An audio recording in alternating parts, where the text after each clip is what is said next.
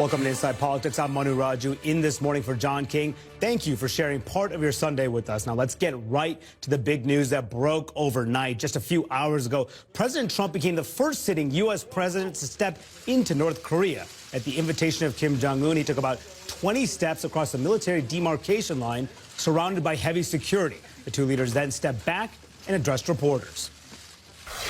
이 행동 자체만 보시지 말고 이 트럼프 대통령께서 분리선을 넘어서 가신 거는 다시 말하면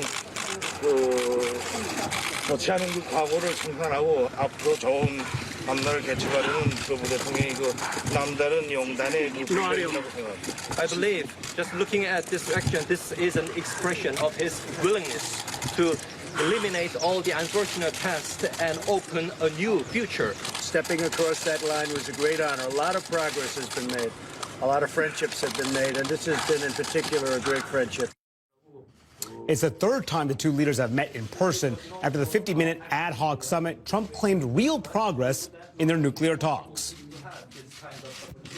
We just had a very, very good meeting with Chairman Kim, and we've agreed that we're each going to designate a team, and the team will try and work out some details. And again, speed is not the object. We want to see if we can do a really comprehensive, good deal. Very big stuff, pretty complicated, but not as complicated as people think.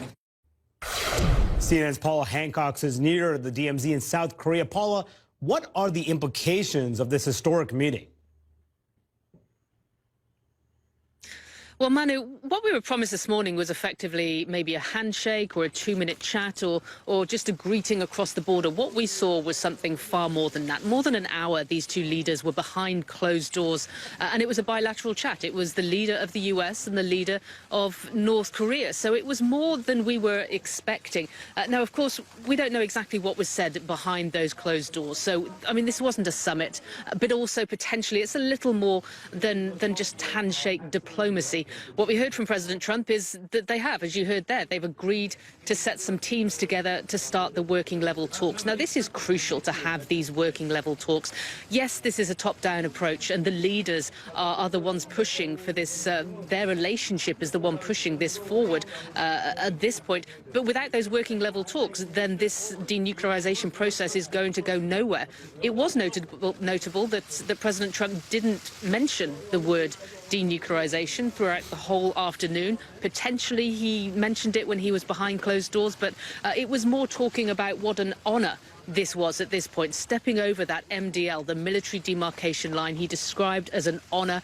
We heard Kim Jong Un saying it was courageous and determined, and there was a lot of flattery on both sides.